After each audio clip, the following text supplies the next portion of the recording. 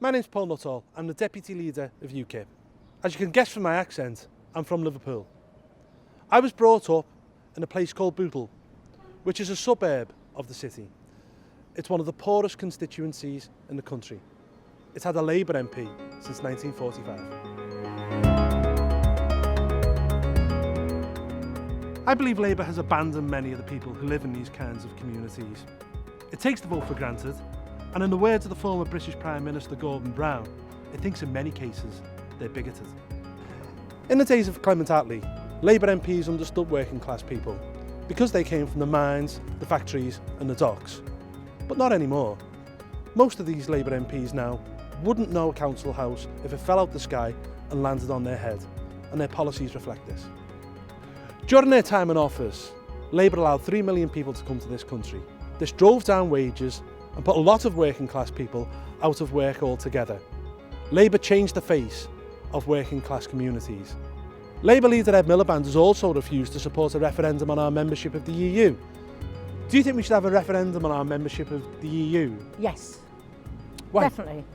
Because I don't think we were given much choice when we went in it.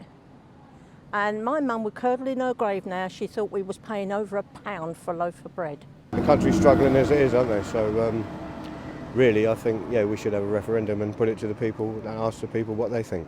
I think it's very important that the people are consulted about it. It's just fair enough that you give people the opportunity to vote and have their say. Yeah, get out tomorrow.